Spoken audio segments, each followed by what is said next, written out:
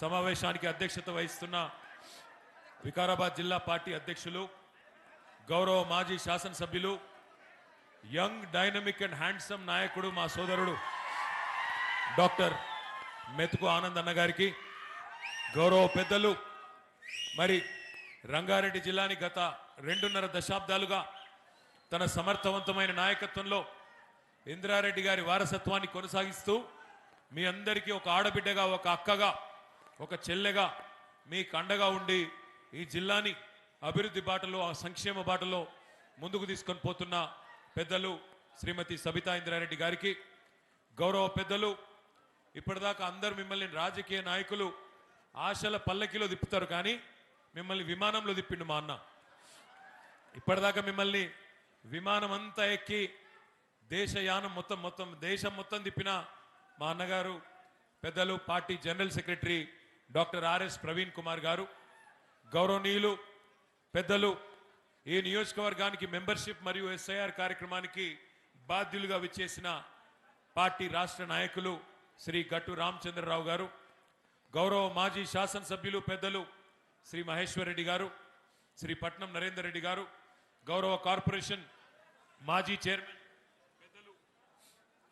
పెద్దలు శ్రీ నాగేందర్ గౌడ్ గారు, గౌరవనీయులు బీసీ కమిషన్ మాజీ సభ్యులు సోదరుడు ఉద్యమ బిడ్డ శుభప్రద్ పటేల్ గారు, అదేవిధంగా వేదికపై ఆసీనులైన గౌరవనీయులైన మరి కౌన్సిలర్లకి, గౌరవ సర్పంచ్లకి, గౌరవ మాజీ ఎంపీటీసీలకి, వివిధ మండలాల పార్టీ అధ్యక్షులకి, సింగిల్ విండోల అధ్యక్షులు, గ్రామ శాఖల అధ్యక్షులు, ఈ కార్యక్రమంలో ఇంత ఓపికగా కూర్చున్న మా అన్నదమ్ములకు, ఆడబిడ్డలకు, పత్రికా మిత్రులకు అందరికీ శిరస్సు వంచి హృదయపూర్వకంగా నా ధన్యవాదాలు, నా నమస్కారాలు తెలియజేస్తా ఉన్నా.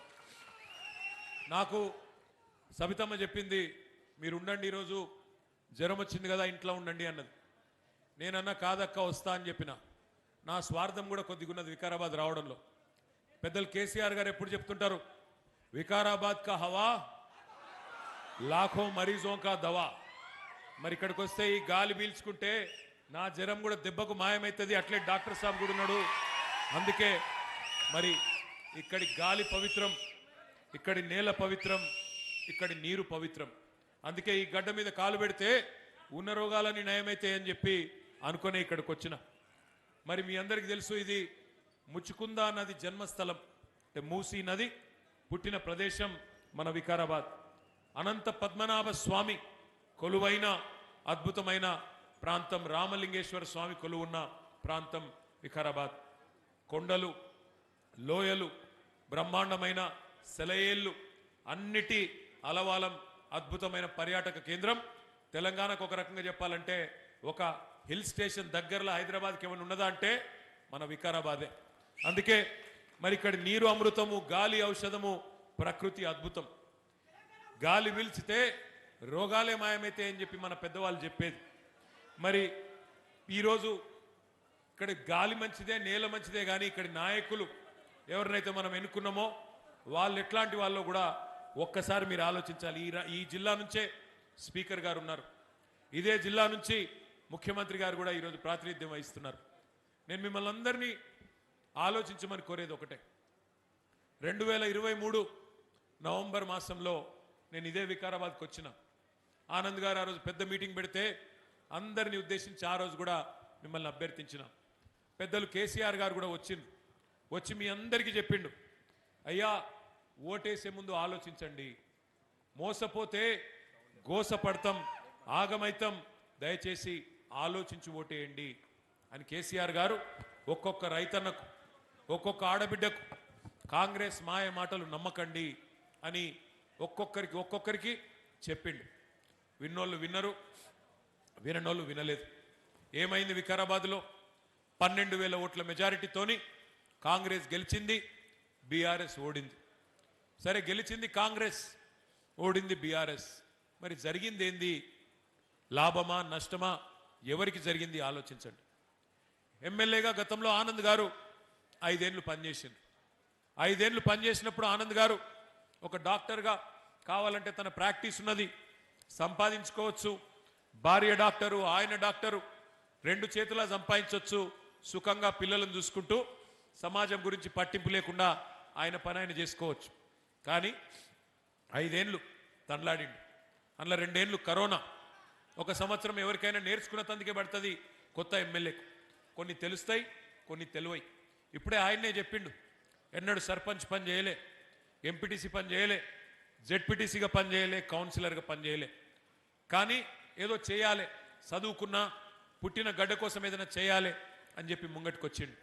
పని చేసిండు, రూపాయి లంచం తీసుకోలే. ఎప్పుడు మా దగ్గరికి వచ్చినా, మరి మంచి మాటకారి కూడా మీకు తెలుసు, ఎప్పుడు మా దగ్గరికి వచ్చినా కేసీఆర్ గారి దగ్గరికి కానీ, మంత్రుల దగ్గరికి, మా సబితమ్మ దగ్గరికి కానీ, నా దగ్గరికి కానీ వస్తే ఒకటే అడిగేది, అన్నా మా వికారాబాద్ కొన్ని నిధులు ఇవ్వండి, మా వికారాబాద్ ప్రజలకు మంచి చేయాలని నేను ఎమ్మెల్యే అయినా దయచేసి నాకు సహకరించండి అన్నాడు తప్ప ఎన్నడూ పర్సనల్ పని, ఎన్నడూ రూపాయి పని కూడా తన వ్యక్తిగత స్వార్థం కోసం ఆనంద్ గారు ఎన్నడూ కూడా అడగలేదు. అట్లాంటి నాయకుడు మీకు సేవ చేసిండు. కానీ మనం పోగొట్టుకున్నాం, ఓడగొట్టుకున్నాం. కారణాలు ఏమన్నా కావచ్చు. ఇవాళ మనం ఆలోచించవలసింది ఒకటే, ఆగమాగమై ఓట్లేస్తే, ఆగమాగమై అవతల వాళ్ళు చెప్పే అబద్ధాలు నమ్మి ఓట్లేస్తే ఏమవుతుంది? ఏమవుతుందంటే, మీ స్పీకర్ గారు మీకు ఎమ్మెల్యేగా ఉన్నారు. ఆయన మొన్న చెప్తున్నాడు, ఎక్కడో ఏదో ఊళ్ళో నేను చూసిన వికారాబాద్లో, ఏం చెప్తున్నాడు, కేసీఆర్ మొత్తం అప్పులు చేసి పోయిండు, అందుకే మాకు నడపొస్తలేదు. విన్నారా మీరు కూడా? అది మొత్తం అప్పులు చేసి పోయిండా మా కేసీఆర్ అని అబద్ధాలు చెప్తున్నాడు గౌరవప్రదమైన స్పీకర్ స్థానంలో ఉన్న పెద్ద మనిషి గడ్డం ప్రసాద్ కుమార్ గారు.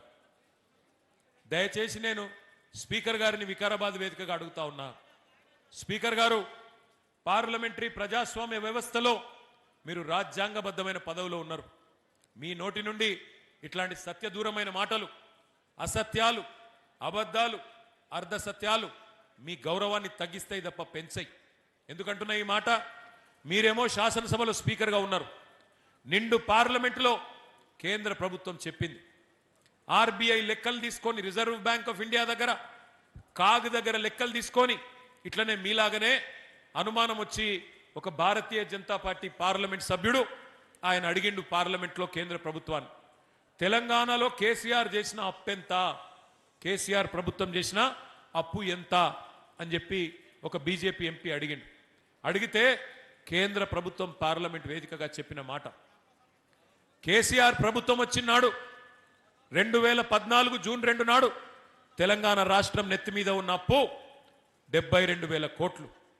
కేసీఆర్ గారు దిగిపోయినాడు డిసెంబర్ 3, 2023 తెలంగాణ నెత్తి మీద ఉన్న అప్పు 3,52,000 కోట్లు. అంటే కేసీఆర్ గారు 10 ఏళ్లలో చేసిన అప్పు 2,80,000 కోట్లు. సంవత్సరానికి 10 ఏళ్లకు 2,80,000 కోట్లు అంటే సంవత్సరానికి సగటున 28,000 కోట్ల అప్పు. కానీ స్పీకర్ గారు ఏం చెప్తున్నాడు? 8 లక్షల కోట్ల అప్పు అయిపోయింది. ఇంకొక ఆయన డిప్యూటీ సీఎం గారు 9 లక్షలు అంటాడు, ఇంకొక ఆయన 10 లక్షలు అంటాడు. నోటికి ఎంత వస్తే అంత. వెనకటికి ఎవడో తన ముఖం బాగాలేకపోతే అద్దం బలగొట్టిండట ఇంట్లో. ఆయన ముఖం బాగాలేకపోతే అద్దం బలగొట్టుకుంటే ముఖం చక్కగా అయిపోతుందా? ఆలోచించాలి. నీకు పరిపాలన చేతనైతే లేదు స్పీకర్ గారు, నీ ప్రభుత్వానికి, నీ కాంగ్రెస్ పార్టీకి పరిపాలన చేతనైతే లేదు. నేను ఉత్తగానే అంటలేను, ఓడిపోయిన బాధలు అంటలేను. ఎందుకంటున్నా అంటే సీదా ఒకటే అడుగుతున్న స్పీకర్ గారు, నేను 10 ఏళ్ళు కేసీఆర్ ఉన్నప్పుడు యూరియా దొరుకుతుంది ఎట్లా, కాంగ్రెస్ రాగానే యూరియా మళ్ళొక్కసారి లైన్లు కట్టే పరిస్థితి వస్తుంది ఎట్లా? దమ్ముంటే సమాధానం చెప్పు. మీకు పరిపాలన చేతనైతే రైతులకు యూరియా ఇచ్చే తెలివి కూడా నీ ముఖ్యమంత్రికి ఎందుకు లేదు నేను అడుగుతా ఉన్నా. ఒక యూరియానే కాదు, కేసీఆర్ ఉన్నప్పుడు కరెంటు చక్కగా వస్తుంది, ఇవాళ కరెంటు చక్కగా రాదు. కేసీఆర్ ఉన్నప్పుడు మంచినీళ్ళు చక్కగా వస్తాయి, ఇవాళ మంచినీళ్ళు కూడా ఇచ్చే తెలివి లేదు. కేసీఆర్ ఉన్నప్పుడు టైంకు రైతు బంధు పడుతుంది, ఇవాళ రేవంత్ రెడ్డి వచ్చినాక రైతు బంధు కూడా దిక్కు లేదు. ఆ రోజు ఏమన్నారు? ఎన్నెన్ని డైలాగులు కొట్టిన రైతులకు ఒక్కసారి యాద్ చేసుకోండి. మర్చిపోతే మీకు చూపెడదామని తెచ్చిన వీడియోలు ఒక్కసారి ఆ వీడియోలు చూపెట్టమ్మా. జరగండి, ఆమె స్క్రీన్ కట్టడం జరగండి.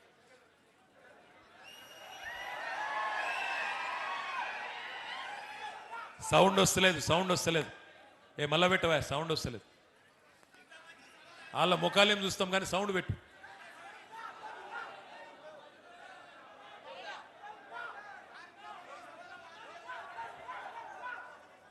సౌండ్ వస్తలేదు. సరే సౌండ్ ఆయన పెడతాడు కానీ మీకు ఒక్క ముచ్చట చెప్పాలి, అది మళ్ళీ పెడతా. సరే కేసీఆర్ అప్పు చేసిండు, మీ స్పీకర్ అన్నది నిజమే అనుకుందాం ఒక్క నిమిషం. స్పీకర్ గారు చెప్పి తీసుకుంటే 10,000 ఇప్పుడు మంచిగా చేసినట్టు పెట్టవా, వీడియో పెట్టు. వస్తుంది రైతు బంధు. కాంగ్రెస్ అధికారంలోకి వస్తే 15,000 వస్తాయి. ఎకరానికి 15,000 రూపాయల సంవత్సరానికి ఇచ్చేటట్టుగా ఒక గ్యారంటీని కూడా మనం ప్రకటించాం. రైతు భరోసా, ఇందులో రైతులకు, కౌలు రైతులకు సంవత్సరానికి ఎకరాకు 15,000 రూపాయలు ఇచ్చే విధంగా, అదేవిధంగా నిరుపేదలైన కూలీలకు సంవత్సరానికి 12,000 రూపాయలు ఇచ్చే విధంగా రైతు భరోసా కార్యక్రమాన్ని రెండో గ్యారంటీ కింద ప్రకటించడం జరిగింది. సో యజమానికి రావాల్సింది యజమానికి ఆయన ఖాతాలో పడుతుంది, కౌలు రైతుకు రావాల్సింది కౌలు రైతుకు వస్తుంది. భూమి లేని వాళ్ళు, ఉపాధి హామీ కూలికి పోయేట వాళ్ళకు కూడా ఇందులో మేము మద్దతు పెట్టినాము. అంటే ఇప్పుడు అందరికి ఇస్తారు అంటే ఆల్మోస్ట్, అందుకే అంటే డబుల్ అవుతుంది. ఓవర్లాప్ కాదు, ఇందులో వస్తే ఇందులో రాదు, ఇందులో వస్తే ఇందులో రాదు. కేసీఆర్ అంటున్నాడు కాంగ్రెస్ వస్తే రైతు బంధు బంద్ అవుతుందని. ఎందుకు బంద్ అవుతుందే? మేమేమన్నా దివానగలమా? మాకేమన్నా ధమాక్ లేదా? ఇప్పుడు తీసుకుంటే 10,000. ఏమన్నా అంటేనేమో తిట్టిండి అంటారు మళ్ళా. ఏమన్నాడు ఆయనే? ఏమన్నాడు? రైతు బంధు ఎందుకు బంద్ అవుతుందయ్యా? మేమేమన్నా దివానగలమా? మాకేమన్నా దిమాకు లేదా? మరి నేను అడుగుతున్నా స్పీకర్ గారు, 3 సార్లు రైతు బందే కొట్టినోడు ఏమని పిలవాలి? రుణమాఫీ చేస్తా అని మోసం చేసిన ఏమని పిలవాలి? ఎంత పచ్చి అబద్ధపు మాటలంటే, నవంబర్లో తీసుకుంటే 5,000, డిసెంబర్లో తీసుకుంటే 7,500, నవంబర్లో తీసుకుంటే 2,000, డిసెంబర్లో తీసుకుంటే 4,000 పెన్షన్. కేసీఆర్ ముసలమ్మకో ముసలయ్యకో ఇద్దరిలో ఒకరికే ఇస్తుండు పెన్షన్. నేను ఇద్దరికి ఇస్తా. కేసీఆర్ 2,000 ఇస్తే నేను 4,000 ఇస్తా. కౌలు రైతులకు కూడా రైతు బంధు ఇస్తా. పడ్డదా ఒక్క కౌలు రైతుకు? రైతు బంధు పడుతుందా అసలు? రైతు కూలీలకు 12,000 ఇస్తా. పడ్డదా? ఇగో ఇన్ని దగుల్బాజీ మాటలు, దొంగ మాటలు చెప్పి ఇవాళ అధికారంలోకి వచ్చింది ఒక్కటే కాదు, వచ్చి అధికారంలోకి వచ్చిందే కాదు, ఇవాళ మళ్ళొకసారి పచ్చి అబద్ధాలు. ఏమన్నంటే అప్పుల పాలైపోయింది. మేమేం చేస్తాం? మీ స్పీకర్ గారు చెప్పినట్టు అప్పులైపోయినాయి. జరా లొల్లి పెట్టకురు రాబాయి, పక్కన మీ లొల్లి ఏంది? ఆగు, కాదండి కిందికన్నా దిగురు, కొద్దిసేపు డిస్టర్బ్ చేయకండి తను ప్లీజ్. అప్పుల పాలు నిజంగానే అనుకుందాం. ఒక్క నిమిషం ప్రసాద్ అన్న చెప్పింది నిజమే అని ఒక్క నిమిషం అనుకుందాం. మరి సరే, కేసీఆర్ అప్పు చేసిండు. ఏం చేసిండు కేసీఆర్ గారు అప్పు చేసి? ఏం చేసిండు అంటే 200 రూపాయల పెన్షన్ను 2,000 రూపాయలు చేసి 46 లక్షల మంది గరీబోళ్ళకు ఆసరాయిండు కేసీఆర్. అవును, కేసీఆర్ అప్పు చేసిండు. ఏం చేసిండు? అప్పు చేసి 14 లక్షల మంది ఆడపిల్లలకు ఒక్కొక్కరికి 1,00,000 రూపాయలు మేనమామలాగా ఇచ్చి కళ్యాణ లక్ష్మి షాదీ ముబారక్ పేరు మీద 14 లక్షల మంది ఆడపిల్లలకు పెళ్లిళ్ళు చేసిండు. అవును, కేసీఆర్ అప్పు చేసిండు.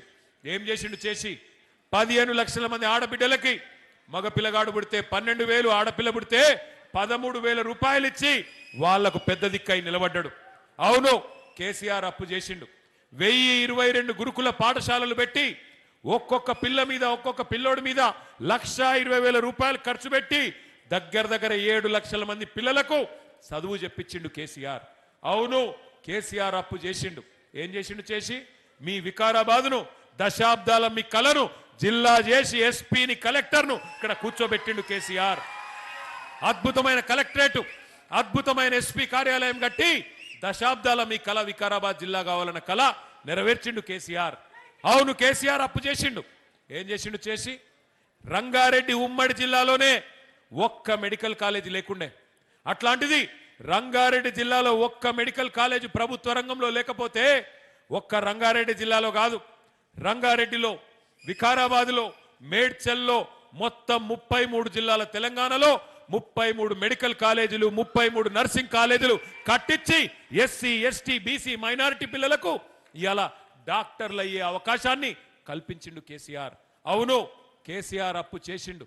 కరెంటు ఇయ్యక మీరు సతాయిస్తుంటే 1,00,000 కోట్లు ఖర్చు పెట్టి కొత్త సబ్ స్టేషన్లు, కొత్త లైన్లు, కొత్త ట్రాన్స్ఫారంలు అన్ని పెట్టి 24 గంటల కరెంటు రైతులకు ఇచ్చిన మొనగాడు కేసీఆర్. మీరు అంధకారంలో ఇడిచిపట్టిపోతే తెలంగాణని, ఆ తెలంగాణను చక్కగా చేసిండు కేసీఆర్. అవును, కేసీఆర్ అప్పు చేసిండు. 73,000 కోట్ల రూపాయలు 70 లక్షల మంది రైతుల ఖాతాల్లో 11 సార్లు వేసిన నాయకుడు భారతదేశ చరిత్రలో ఒకే ఒక్కడు కేసీఆర్. నేను అడుగుతున్నా స్పీకర్ గారిని, రేవంత్ రెడ్డి గారిని, మరి కేసీఆర్ అప్పు చేస్తే ఏం చేసిండు అంటే ఇంకో గంట చెప్తా నేను. గన్ని పథకాలు ఉన్నాయి మనం చేసినాయి. మరి మీరొచ్చి 2.5 ఏళ్ళ 100 రోజుల్లోనే 6 గ్యారంటీలు అంటివి, 100 రోజుల్లోనే అటున్న చంద్రుడిని తీసుకొచ్చి ఇటు పెడతా అంటివి. మరి ఏమా 100 రోజుల్లోనే విద్యా భరోసా కార్డు, 100 రోజుల్లోనే రైతు భరోసా, 100 రోజుల్లోనే మహిళలకు 2,500 ఒక్కలకన్నా ఇచ్చినవా? ఇది ఒక ఎస్సీ రిజర్వ్డ్ నియోజకవర్గం. నేను అడుగుతున్న స్పీకర్ గారిని, మీరే కదా చేవెళ్లలో ఎస్సీ డిక్లరేషన్ అని పెట్టి దళిత బంధు కాదు మేమొస్తే కేసీఆర్ 10 లక్షలు ఇస్తుండు, మేము 12 లక్షలు ఇస్తామన్నావు, యాదికున్నదా? ఇంకా అందానికి అంబేద్కర్ గారి పేరు పెట్టిండు, అంబేద్కర్ అభయహస్తం అని చెప్పి. ఇచ్చినవా 12 పైసలు అనేవనికన్నా? ఇచ్చిండా? వికారాబాద్లో మన స్పెషల్గా ఇచ్చిరేమి? ఇచ్చిర్రా అయ్యలేదా? ఒక్క హామీ అని నిలబెట్టుకున్నాడా? 100 రోజులు 6 గ్యారంటీలు 420 హామీలు 13 డిక్లరేషన్లు ఒక్క పనన చేసిండా? ఇలా ముఖ్యమంత్రి గారిని అడిగితే గట్టిగా, ఏమైనా రేవంత్ రెడ్డి ఉన్నావు 3 ఫీట్లు కానీ 30 ఫీట్లో లెక్క మాట్లాడుతీవి, పెద్ద పెద్ద డైలాగులు కొడుతీవి, తీస్మార్ ఖాన్ లెక్క మాట్లాడుతీవి కదా, ఏమైనా మరి 100 రోజులు ఎడవాయంటే ఇప్పుడు కొత్త డైలాగ్ నేర్చుకున్నాడు. ఎంత కండలు తిరిగినోడైనా 3 నెలలనే పిల్లలు పుట్టిస్తాడా? మాకు తెలియదా 3 నెలల పిల్లలు పుట్టారని? మాకు పెళ్ళిళ్ళు కాలే, మాకు పిల్లలు లేరా? మనకు తెలియదా 9 నెలలకు పిల్లలు పుడతారని? దానికి ముఖ్యమంత్రి చెప్పన్నా? మరి నేను అడుగుతున్న వికారాబాద్లో, అయ్యా స్పీకర్ గారు, ఇక ఆయన చెప్తలేడు, నువ్వన్నా చెప్పు. 3 నెలల పిల్లలు పుట్టారు, సరే ఒప్పుకుంటా, కానీ మరి 30 నెలలకు కూడా పుట్టకపోతే నిన్నేమని విలువాలే? నేనేం అంటలేను సుమా, నేనేం అంటలేను, అడుగుతున్నా గంతే. రేవంత్ రెడ్డి చెప్తలేడు కదా, మరి గడ్డం ప్రసాద్ అన్న చెప్తాడేమో అని అడుగుతున్నా. సిగ్గుండాల మాట్లాడడానికి, ఇంకా సిగ్గు లేకుండా ఇష్టం వచ్చినట్టు మాట్లాడుతున్నారు, అప్పులు సొప్పులు అని. అయిపోయింది, మీ టైం అయిపోయింది. శిశుపాలుడు కదా 100 తప్పులు చేసేదాకా ప్రజలు ఎదురు చూసినట్టు కాంగ్రెస్ వాళ్ళ తప్పులు కూడా లెక్క పెడతా ఉన్నారు. టైం దగ్గర పడ్డది, తొందరలోనే కేల్ ఖతం దుకాణం బంద్ అయ్యే రోజు ఎక్కువ దూరం లేదు. ఒక్క మాట నేను మీ అందరికి చెప్తా ఉన్నా, ఒక్క మాట మిమ్మల్ని అందరినీ ప్రార్థిస్తా ఉన్నా. దయచేసి ఇప్పుడే ఆనంద్ గారు చెప్తున్నారు, అన్నా కేసులు పెడుతున్నారు అన్నా అని. ఎవరి మీద ఎక్కువ కేసులు అవుతాయో వాళ్ళే పెద్ద లీడర్లు అవుతారు, నేను ముందే చెప్తున్నా. భయపడితే నడవది. కానీ ఒకటి మాత్రం పక్కా, మీ వర్కింగ్ ప్రెసిడెంట్గా కేసీఆర్ గారు ఇచ్చిన బాధ్యత, దానిలో భాగంగా నేను చెప్తా ఉన్నా, మళ్ళీ గవర్నమెంట్ వచ్చుడు పక్కా, అందులో ఏం అనుమానం అవసరం లేదు. 2028లో నవంబర్ డిసెంబర్లో మళ్ళీ తిరిగి కేసీఆర్ గారు ముఖ్యమంత్రి కావడం పక్కా, అందులో ఎవరికే అనుమానం అవసరం లేదు. రేవంత్ రెడ్డికి కూడా తెలుసు, ప్రసాద్ అన్నకు కూడా తెలుసు. అందుకే అందిన కాడికి దోసుకో అనే స్కీమ్ పెట్టుకొని దోసుకుంటా ఉన్నారు. ఉన్నంతల్నే ఉన్నప్పుడు, దీపం ఉన్నప్పుడే ఇల్లు చక్క పెట్టుకోవాలని చెప్పి, అధికారం ఉన్నప్పుడే దోసుకునే కార్యక్రమం పెట్టుకొని కార్యక్రమాలు చేస్తూ ఉన్నారు. కానీ ఒక్కటి మాత్రం పక్కా, ఇక్కడున్న పోలీస్ అధికారులకు నేను చెప్తా ఉన్నా, వికారాబాద్లో డ్యూటీ చేయండి, డ్యూటీ చేయండి, కానీ అతి చేయకండి. చేస్తే మాత్రం ఒక్కొక్కరిని గుర్తు పెట్టుకొని, నేను మా ఆర్ఎస్ ప్రవీణ్ అన్న ఇద్దరం కలిసి తప్పకుండా మళ్ళీ అధికారంలోకి వచ్చినాక మిత్తితో సహా మీకు ఇచ్చే బాధ్యత నాది, మిత్తితో సహా తప్పకుండా ఇస్తామని చెప్తా ఉన్నా. దయచేసి అతి చేయకండి. రేవంత్ రెడ్డి చెప్పిండు, ప్రసాద్ అన్న చెప్పిండు కాబట్టి నేనేదో చేస్తా, నడవది. స్పీకర్ పదవి, ముఖ్యమంత్రి పదవి ఊస్టింగ్ అయితే ఈ పక్కా ప్రజలు తలుసుకుంటే 2 పదవులు కూడా ఊసిపోతాయి, జాగ్రత్త అని చెప్తా ఉన్నా. ఇంకొక మాట కూడా నేను అడుగుతా ఉన్నా ఇక్కడికున్న మా సోదరులను సోదరిమణులను. 10 ఏళ్ళు కేసీఆర్ ప్రభుత్వం ఉండే, 10 ఏళ్ళు మరి ఆనాడు మన నెత్తి మీద, మన మెడ మీద కత్తి పెట్టిండు నరేంద్ర మోడీ. మీ దగ్గర దామగుండంలో ఒక నేవీ రేడార్ స్టేషన్ కడతాం, మరి మాకు 2000 ఎకరాలు ఇయ్యాలి వెంటనే అంటే కూడా మనం ఇయ్యలే. ఎందుకు ఇయ్యలే? ఒకటి, వాళ్ళు చేసే పని మంచి పని కాదు. 12 లక్షల చెట్లు కొట్టేస్తున్నాడు. 12 లక్షలు. అది ఎక్కడ?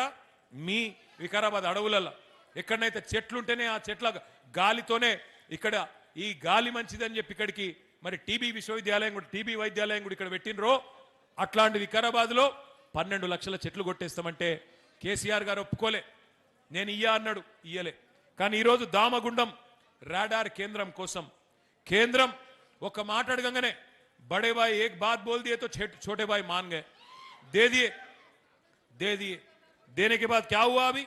ఒక్క మాట అనగానే రేవంత్ రెడ్డికి మోడీ అంటే భయం. ఎందుకు భయం? మీకు ఎరికే. ఏమైనా గట్టిగా అంటే ఆయన తీసుకుపోయి లోపలేస్తాడు, బెయిల్ మీద ఉన్నాడు, బెయిల్ క్యాన్సిల్ అవుతుంది అని భయం ఆయన భయం. ఆయన పుసుకున్న మొత్తం 2000 ఎకరాలు అప్పచెప్పిండు. అప్పచెప్పి 2900 ఎకరాలు అలా లక్షల చెట్లు కొట్టేస్తున్నారు.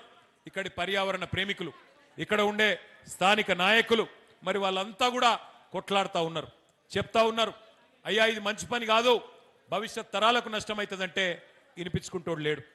మూసీ ప్రక్షాళన చేస్తాడట, మూసీని బాగు చేస్తా అంటోడు. మూసీ పుట్టిన కాడ మూసీ జన్మస్థలంలో 12 లక్షల చెట్లు కొట్టేస్తాడు ఎవడన్నా తెలివి ఉన్నోడు? భవిష్యత్ తరాల మీద ఆలోచన ఉన్నోడు చేసే పనైనా ఆలోచించండి. నది పుట్టిన కాడ మూసీని ఇక్కడ సంపేసి కిందికి పోయి సుందరీకరిస్తా అంటే అది కమిషన్ల కోసం మాత్రమే అన్న విషయం మనకు తెలియదా? ఆలోచించండి. ఇంకొక మాట కూడా నేను అంటా ఉన్నా, ఇందులో పాపం ఒక్క కాంగ్రెస్దే కాదు, బీజేపీది కూడా ఉన్నది. బీజేపీ కాంగ్రెస్ ఇద్దరు కలిసి ఇవాళ మూసీకి ఉరివేసే ప్రయత్నం, మీ వికారాబాద్ అడవులకు ఉరేసే ప్రయత్నం చేస్తూ ఉన్నారు. తప్పకుండా ఈ విషయం కూడా మీరు ఆలోచించాలని చెప్పి నేను కోరుతా ఉన్నా. ఒకటా రెండా ఎన్ని పనులు చేసిండు కేసీఆర్ గారు మీ వికారాబాద్కి? ఒక కొత్త collectorate, SP office, medical college, Ayush ఆసుపత్రి, గిరిజన భవన్ ఇవన్నీ కట్టుకున్నాం. ఇప్పుడే ఆనందన చెప్పినట్టు 93 కోట్ల రూపాయలతో ఆనాడు 2023లోనే నన్నే పిలిచిండు, నేను సబితమ్మ వచ్చినాం. ఇక్కడ ఆరోగ్యకి కూడా శంకుస్థాపన చేసినాం. అట్లాగే మీకు తెలుసు మీ ప్రాంతానికి చేవెళ్ళకు కానీ, పరిగికి కానీ, తాండూరు కానీ, వికారాబాద్ కానీ ఈ ప్రాంత రైతాంగానికి నీళ్ళిచ్చేదానికి కోట్పల్లి మండలంలో దాదాపు 12,000 ఎకరాలకు, బంట్వారంలో 6,000 ఎకరాలకు, దరూరులో 22,000 ఎకరాలకు, మరపల్లిలో 30,000 ఎకరాలకు, మోమిన్పేటలో 18,000 ఎకరాలకు, వికారాబాద్ మండలంలో సుమారు 10,000 ఎకరాలకు మరి నీళ్ళిచ్చే అద్భుతమైన ప్రాజెక్టు పాలమూరు రంగారెడ్డి ఎత్తిపోతల పథకం.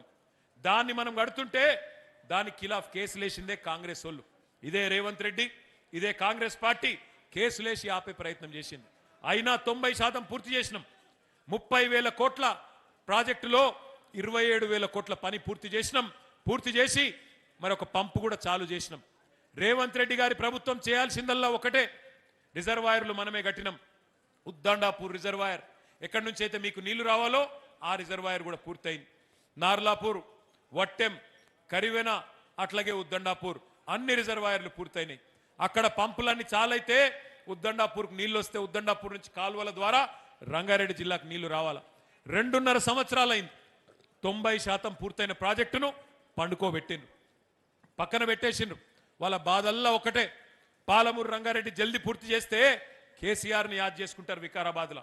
అందుకే వాటిని పక్కకు పెట్టేసిండ్రు. ఇక స్పీకర్ గారి గురించి అయితే నేను చెప్పాల్సిన అవసరం లేదు. ఆయన ధృతరాష్ట్రుడు అయిపోయింది మీ స్పీకర్ గారు. దుర్యోధనుడు రేవంత్ రెడ్డి గారు చేసే దుర్మార్గాలు కనబడతలేవు ఆయన. పుత్ర ప్రేమలో కళ్ళన్నీ మూసుకుపోయినాయి. ఎమ్మెల్యేలు మన పార్టీ వాళ్ళు 10 మంది పార్టీలు మారిండ్రు. అందులో ఒక ఆయన అయితే పోయి మళ్ళీ కాంగ్రెస్ పార్టీ బీఫామ్ మీద పార్లమెంటు కూడా పోటీ చేసిండు. కానీ స్పీకర్ గారికి ఏం కనబడతలేవట. వాళ్ళు కాంగ్రెస్ కండువాలు వేసుకున్నది కనబడతలేదు, జై కాంగ్రెస్ అన్నది కనబడతలేదు, వాళ్ళు చేయి గుర్తుకు ప్రచారం చేసింది కనబడతలేదు, ఏది కనబడతలేదు అంటే స్పీకర్ గారికి. అట్లాగే మీ వికారాబాద్ రోడ్ల మీద ఉండే పొక్కలు కూడా కనబడతలేవు పాపం. గట్ల అయిపోయింది ఇలా ధృతరాష్ట్రుడికి పరిస్థితి అయిపోయింది స్పీకర్ గారు. ఒకటి మాత్రం పక్కా, ఇవాళ ఆనంద్ గారు గెలిచినా ఓడినా మీ అందరి మధ్యనే ఉన్నాడు, మీకోసమే నిలబడ్డాడు. అట్లాగే మరి వికారాబాద్లో చేసిన పనులు కూడా చాలా ఉన్నాయి. భూములు ఇక నాకంటే బాగా మీకు తెలుసు. భూములు ఎంత ధర ఉండే ఆనాడు రియల్ ఎస్టేటు, ఇవాళ ఎట్లా ఉన్నదో నాకంటే బాగా మీకే తెలుసు. మార్పు బాగుందా వికారాబాద్లో? రియల్ ఎస్టేట్ వాళ్ళు చెప్పాలి, బాగుందా మార్పు? రియల్ ఎస్టేట్ కిందికి అయిందా లేదా? అయిందా? మరి అన్ని అనుముల బ్రదర్సే బుక్కుతుంటే భూములన్నీ అన్ని అనుముల కుటుంబ సభ్యులే, రేవంత్ రెడ్డి గారు అన్నదమ్ములే అన్ని మింగుతుంటే తిరుపతి రెడ్డి ఒక దిక్కు, కొండల రెడ్డి ఒక దిక్కు, కృష్ణారెడ్డి ఒక దిక్కు, ఇంకో రెడ్డి గారు ఇంకో దిక్కు, నలుగురు 4 దిక్కుల తలిగి రేవంత్ రెడ్డి కుటుంబ సభ్యులే మొత్తం మింగుతుంటే ఇకేం మిగులుతుంది? రియల్ ఎస్టేటు మొత్తం ఆగమైపోయింది. ఈ 2.5 సంవత్సరాలలో లక్షల మంది ఆధారపడే రియల్ ఎస్టేట్ రంగారెడ్డి, వికారాబాద్ జిల్లాల్లో మొత్తం ఛిద్రం చేసిండు. నేను మీ అందరినీ ప్రార్థించేది ఒకటే, మీ దగ్గర 284 బూతులు ఉన్నాయి, పోలింగ్ బూతులు. మీ అందరికి ఉన్నది 84 ఉన్నాయి. మీ అందరి మనసులో ఉన్నది ఒకటే, మళ్ళా కాంగ్రెస్ పోవాలే, కేసీఆర్ రావాలి అన్నది ఒకటే ఉన్నది. మరి రావాలి అంటే ఉత్తగా సప్పట్లు కొడితే, ఉపన్యాసాలు కొడితే కాదు. ఇంతకుముందు రామచంద్రరావు గారు కరెక్ట్గా చెప్పిండు, 284 పోలింగ్ బూత్లలో మీరు ఒక్కొక్క బూత్లో 10 మంది చొప్పున కమిటీ వేసుకున్నారు. 2840 మంది సోదరులతోని కమిటీలు వేసుకున్నారు. ఆ కమిటీలు ఎస్ఐఆర్ కార్యక్రమం ఇప్పటిదాకా మీకు ప్రవీణ్ కుమార్ గారు చెప్పినట్టు ఎస్ఐఆర్ కానీ అట్లాగే సభ్యత్వ నమోదు కార్యక్రమం కానీ అవన్నీ కూడా మనం సరిగ్గా చేసుకుంటే, మనం మొత్తం అస్త్రశస్త్రాలు యుద్ధం లేనప్పుడే చక్కగా చేసుకుంటే మనకు రేపటి రోజున యుద్ధం వచ్చినప్పుడు పని అల్కగా అవుతుంది. ఆంగ్లంలో ఒక సామెత ఉన్నది, the more you sweat in peace the less you bleed in war. అంటే ఏ యుద్ధము లేనప్పుడు సైనికుడు ఎంత చెమట వడిపితే యుద్ధంలో అంత తక్కువ రక్తం కారుతుంది. అందుకే మనం చేయాల్సిన పనల్లా ఇప్పుడు ఒకటే, ఎస్ఐఆర్లో ఇంటింటికి పోవాలి, బూత్ లెవెల్ ఆఫీసర్ గారితో బూత్ లెవెల్ ఏజెంట్లు పోవాలి. అట్లాగే మెంబర్షిప్ కార్యక్రమం కూడా స్టార్ట్ కాబోతా ఉన్నది. ఒక 2 నిమిషాలు మీకు ఆ మెంబర్షిప్ యాప్కి సంబంధించిన స్లైడ్లు కూడా నేను చూపెడతా. ఒకటే నిమిషం అది పెట్టాలమ్మా. మెంబర్షిప్ది పెట్టాలి. ఇది ఒక్క నిమిషం చూడాలా మీరు. ఇప్పుడు ఈ మెంబర్షిప్ యాప్ మీ ఫోన్లలోనే ఉంటుంది. బూత్కి 2 చొప్పున ట్రైనింగ్ ఇస్తాం. ఇలా ఏం లేదు, చాలా అల్కట్ పని. Next slide. నెక్స్ట్.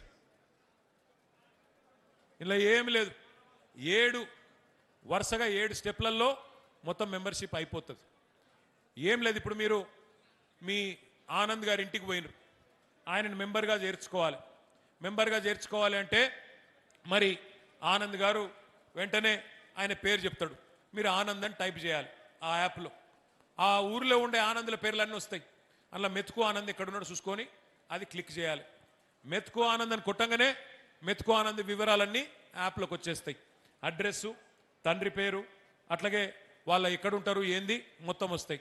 వెంటనే ఆనంద్ అన్నను ఫోన్ నంబర్ చెప్పాను అనాలి. ఫోన్ నంబర్ చెప్తాడు. చెప్పంగానే ఆ ఫోన్ నంబర్కు ఓటీపీ వస్తుంది. ఓటీపీ అంటే ఎరికే కదా, 1 టైం పాస్వర్డ్. చాక్లెట్ ఇవ్వమంటావా? మరి ఇప్పటిదాకా ప్రవీణ్ అన్న చాక్లెట్లు తినిపించి ఎడగొట్టిండు. ఓటీపీ రాగానే అప్పుడు నెంబరు పోతుంది అందులోకి. తర్వాత సాధారణ సభ్యత్వం అయితే 10 రూపాయలు, లేదంటే 50 రూపాయలు. అది మీరు గూగుల్ పే ద్వారా కట్టొచ్చు, లేదా అవసరమైతే ఆడ మీకు అదొకటి ఉంటుంది, పేటీఎం ఉంటుంది, దాని ద్వారా కట్టొచ్చు, లేదంటే క్యాష్ అన్న కట్టొచ్చు. కట్టగానే అది అయిపోతుంది. ఆ తర్వాత వెంటనే మీ ఫోటో తీసుకుంటారు. ఫోటో ఎందుకో నేను వెంటనే చెప్తా. ఫోటో తీసుకుంటారు. ఇదంతా అయిపోతే మెంబర్షిప్ అయిపోతుంది. ఫోటో ఎందుకు? Next slide. ఫోటో ఎందుకు అంటే ఇగో ఇట్లాంటి బ్రహ్మాండమైన ఐడి కార్డు మీ అందరికీ ఒక్కొక్కరికి ఆనందన స్వయంగా మీకు అందజేస్తాడు. ఏమొస్తుంది ఐడి కార్డుతోని? రేపు మీరు మన గవర్నమెంట్ వచ్చినాక ఏ సర్కారు దఫ్తర్కి పోయినా, అరే ఈయన కేసీఆర్ గారు మనిషి, మెతుకు ఆనంద్ గారు మనిషి, సబితమ్మ మనిషి, జాగ్రత్తగా ఈయనకు మంచిగా చూసుకోవాలి, పని చేసి పెట్టాలి అని అధికారులు గౌరవం ఇచ్చే విధంగా ఆ ఐడి కార్డు మీకోసమే తయారు చేసి మీకు ఇవ్వబోతా ఉన్నాం. అందుకే మిమ్మల్ని అందరినీ కోరేది నేను, మెంబర్షిప్ అట్లాగే ఎస్ఐఆర్ 284 బూతులు ఉన్నాయి మీకు. మీరందరూ కొంతమంది నాయకులు ఉంటారు ఇక్కడ. ఎట్లా అంటే, అన్న నేను మండల స్థాయి నాయకుడిని, నేను బూతులో తిరుగుతున్నా అంటాడు. అట్లాగే ఇంకో నాయకుడు ఉంటాడు, అన్న నేను రాష్ట్ర స్థాయి నాయకుడిని, నేను గీడ తిరుగుతున్నా అంటాడు. దయచేసి నేను దండం పెట్టి చెప్పేది ఒకటే, మీరు ఎంత పెద్ద నాయకుడైనా ఇంట గెలిచి రచ్చ గెలవాలి. ముందు మీ బూతుల గెలవాలి, మీ బూతుల మెజారిటీ తేవాలి, మీ ఊర్లో మెజారిటీ తేవాలి. తెస్తేనే రేపటి రోజున రాష్ట్రంలో వికారాబాద్ హెడ్ క్వార్టర్లో గులాబీ జెండా ఎగురుతుంది. లేకపోతే ఎవలపాటికి వాళ్ళే నా బూత్ మంచిగానే ఉంది, నేను దేశమంతా తిరుగుతా అంటే లాభం లేదు. అందుకే 284 బూతులలో నేను గట్టు రామచంద్రరావు గారిని, ఆనంద్ గారిని కోరేది, ఏ బూత్ కా బూతే ఆర్గనైజేషన్ జరగాలి, ఏ బూత్ మెంబర్షిప్ అక్కడే జరగాలి, ఏ బూత్లో జరగాల్సిన ఎస్ఐఆర్ కార్యక్రమం అక్కడే జరగాలి. ఏమన్నా ఇబ్బంది ఉంటే రామచంద్రరావు గారు, ఆనంద్ గారు మీకు అన్ని రకాలుగా అసిస్టెన్స్ అందించడానికి సిద్ధంగా ఉన్నారు. మరి మీకు కూడా ఆకలి అవుతుంది, నాకు కూడా ఆకలి అవుతుంది. ఎంతకంటే ఎక్కువ మీ ఓపికకు పరీక్ష పెట్టకుండా గులాబీ జెండా ఎగరేద్దాం, తిరిగి మళ్ళీ అధికారంలోకి వద్దాం, వికారాబాద్ను మళ్ళీ అధికార బాట నడిపిద్దామని చెప్పి, అభివృద్ధి బాట నడిపిద్దామని చెప్పి తెలియజేస్తూ జై తెలంగాణ.